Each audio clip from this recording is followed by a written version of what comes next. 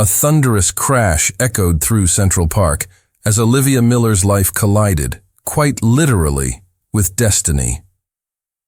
"My paintings," she cried, watching her portfolio scatter across the grassy field. The park's peaceful morning tranquility shattered into chaos as her year's work spread like autumn leaves in the wind. The cause of the disaster stood before her. A tall man in an impeccably tailored suit, talking aggressively into his phone while his massive Great Dane, now free from its leash, bounded happily around the destruction it had created. "Do you have any idea what you've done?" Olivia demanded, her voice trembling as she scrambled to salvage her watercolors. The morning dew seeped through her jeans as she knelt on the ground. The man paused his call, lowering his phone slightly. Steel blue eyes regarded her with mild curiosity, as if she were an unexpected insect on his windshield. "Hold on, Senator," he said into the phone, his voice smooth as expensive whiskey. "I'll call you back." He pocketed the device and whistled sharply. The Great Dane returned to his side with reluctant obedience. "I apologize for Maxwell. He gets excited when he sees people running," the man said, making no move to help as Olivia frantically gathered her paintings. "I wasn't running. I was walking." "To my gallery interview," she replied, holding up a now smudged landscape, "which I've spent 6 months preparing for and starts in—" She checked her watch and groaned. 20 minutes. For the first time, something flickered across the man's face, perhaps the faintest hint of genuine remorse. He knelt down, careful, to keep his Italian leather shoes from touching the damp ground, and picked up a fallen painting. "You're talented," he said, examining the watercolor with unexpected interest. "And you're observant," Olivia shot back, snatching the painting from his hands. "But that doesn't fix this situation." "I'm Alexander Chase," he said, as if his name should mean something. "Congratulations." "I'm late," Olivia replied, stuffing the last painting into her portfolio and standing up. Her worn sneakers squeaked against the wet grass. A hint of amusement crossed Alexander's face. "Most people recognize me. Most people probably care," she retorted, brushing grass from her knees. Alexander Chase, billionaire tech mogul and notorious New York bachelor, was not accustomed to being dismissed. Something about this disheveled artist with fire in her eyes and paint on her fingers intrigued him. "Let me drive you to your interview," he offered. Olivia laughed, a genuine burst of disbelief. "Right. Get in a stranger's car. My mother taught." "Me better. Check your phone," he said. "Google me." Olivia rolled her eyes but pulled out her phone. A quick search revealed pages of results about Alexander Chase, CEO of ChaseLink Technologies, alongside photos of the very man standing before her. "Fine, you're famous. Still doesn't mean I should get in your car." Alexander smiled. A real smile. That transformed his face. "Smart woman. How about this? My driver takes us both. You can sit by the door. I'll stay on my side." Olivia checked her watch again. The gallery was across town. She'd never make it in time on the subway. "Fine," she conceded. "But your dog rides in the front." As they walked toward the park exit, Maxwell the Great Dane trotting between them, neither realized that this disaster of a morning would change both their lives forever. Alexander stole a glance at the fiery artist beside him. For the first time in years, his carefully scheduled day was derailed, and strangely, he didn't mind. Olivia clutched her damaged portfolio, unaware that her greatest opportunity wasn't the gallery interview she was rushing to, but the cold-hearted billionaire walking beside her, who had just experienced something rare and unexpected, curiosity about someone other than himself. 2 weeks had passed since the disaster in Central Park, and Olivia's life had returned to its familiar rhythm.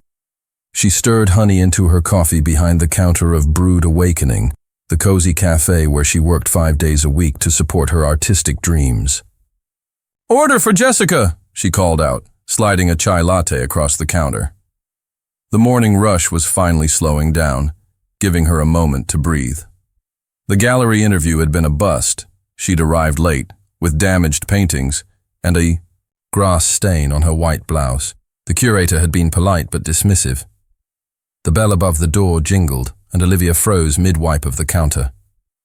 Alexander Chase stood in the entrance, looking as out of place in the Bohemian Cafe as a wolf in a chicken coop.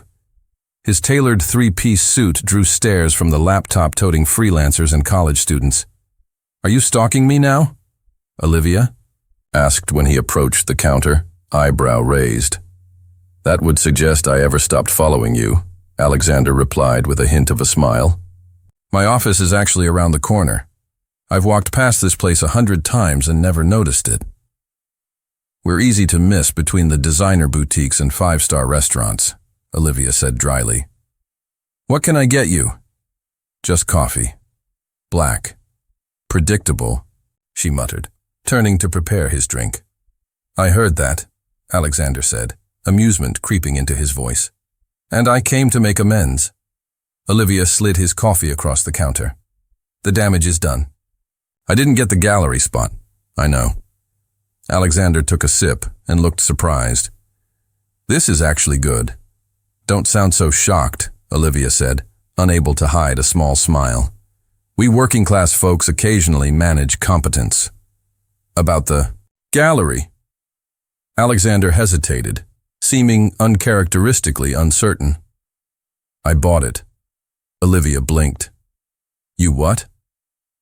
"I bought the gallery," he repeated, as casually as if he'd mentioned buying a sandwich. "Your work will be featured next month. Opening night, full exhibition." The dish rag in Olivia's hand dropped to the floor. "That's not funny. I'm not joking. Your paintings were exceptional, Olivia. The curator was a fool not to see it. So you just bought an entire gallery?" Her voice rose enough that several customers looked up from their laptops. Alexander shrugged. "It was a sound investment." "I don't need your charity," Olivia hissed, leaning across the counter. "Or your guilt money." "It's not charity. It's opportunity," Alexander replied. "And maybe a bit of guilt," he admitted. "But mostly it's business. I have an empty penthouse with bare walls. I need an artist with vision to fill it. The exhibition is a bonus." Olivia studied his face for signs of deception. Finding none, she asked, "Why me?" "Because you didn't care who I was," he answered simply. "Do you know how rare that is in my world? Everyone wants something from Alexander Chase. You just wanted to get to your interview." Their eyes locked across the counter. For all her indignation, Olivia couldn't deny the opportunity of a lifetime dangling before her.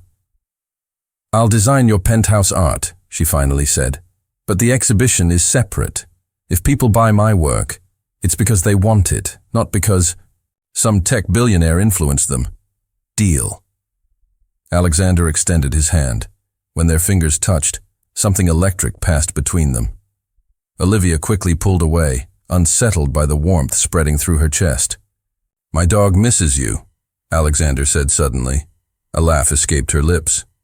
"Maxwell, the four-legged tornado. He's been positively dejected. Perhaps you could meet us at the dog park. Strictly professional, to discuss your commission."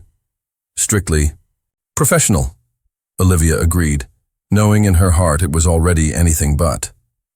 As Alexander left, her co-worker Zoe sidled up beside her. "Girl, was that Alexander Chase? The Alexander Chase?" "Apparently," Olivia murmured, watching his retreating figure. "And he bought a gallery for you?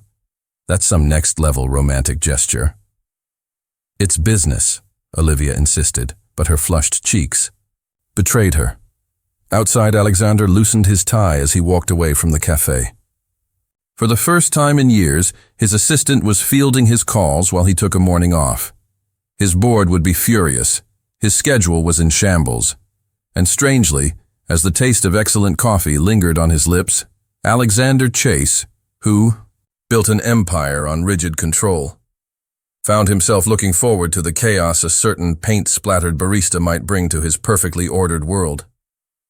6 weeks into their strictly professional arrangement, Olivia stood in Alexander's penthouse, paintbrush in hand, her artistic vision transforming his sterile living space into something vibrant and alive. Sunlight streamed through floor to ceiling. Windows as Maxwell lounged contentedly at her feet.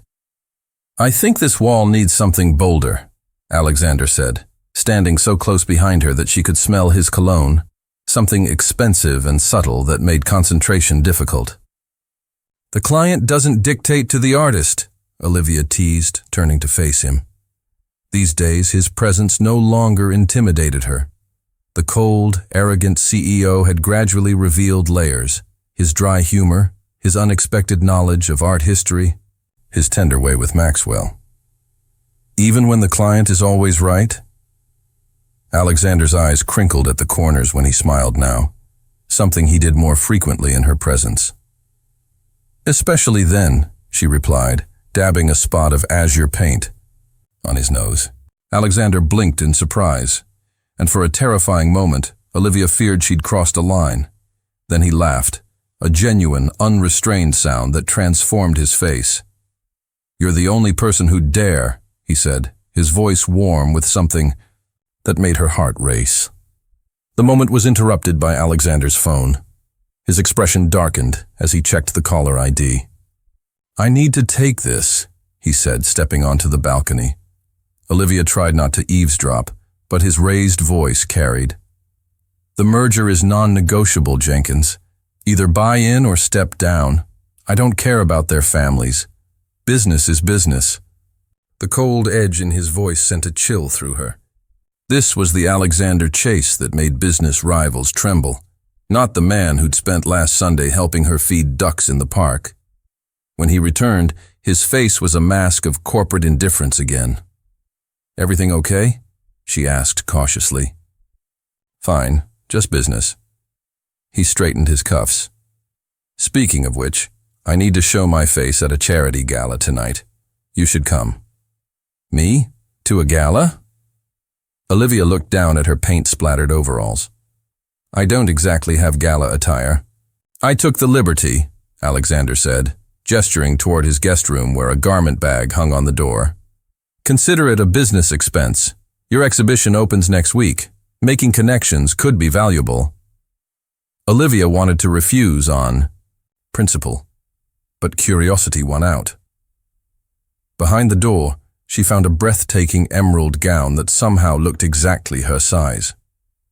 Hours later, as they ascended the steps of the Metropolitan Museum, Olivia clutched Alexander's arm. "Everyone's staring," she whispered. "Because you're beautiful," he replied simply, as if stating a fact rather than offering a compliment. The evening passed in a blur of champagne flutes and introductions to people whose names appeared in financial news headlines. Alexander remained attentive at her side, his hand occasionally finding the small of her back, sending warmth through her body. "Chase, there you are," boomed a silver-haired man, approaching with a young woman clinging to his arm. "And who's this lovely creature?" "Senator Williams. This is Olivia Miller, a brilliant artist," Alexander said, surprising Olivia with the pride in his voice. "Olivia, Senator Williams is an old family friend." "Charmed," the senator said, before lowering his voice.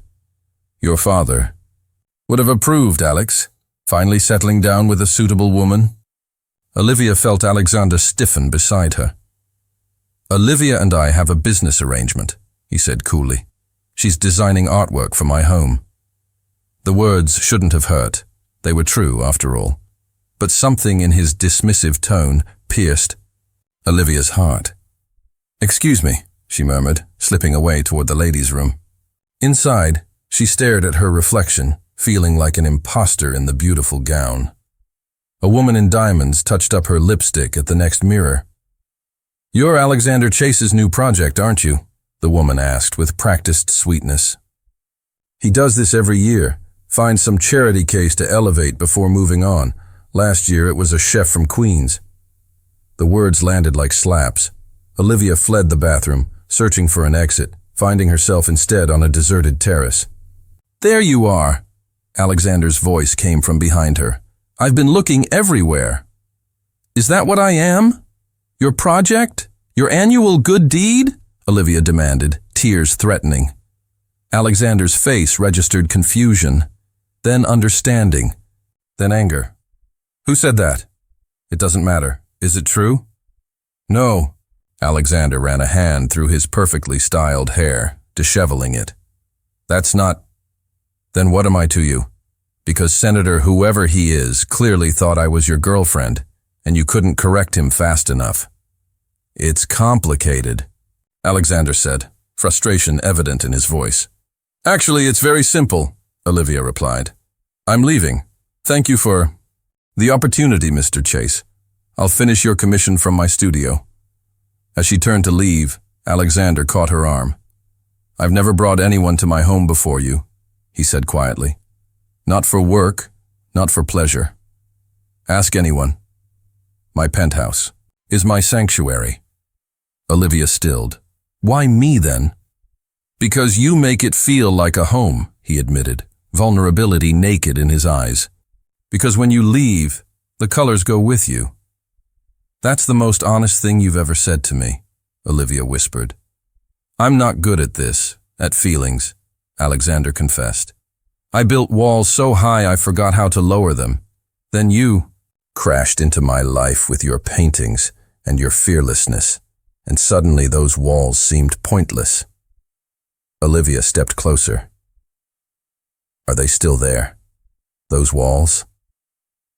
Alexander's answer was to gently cup her face in his hands and kiss her. Softly.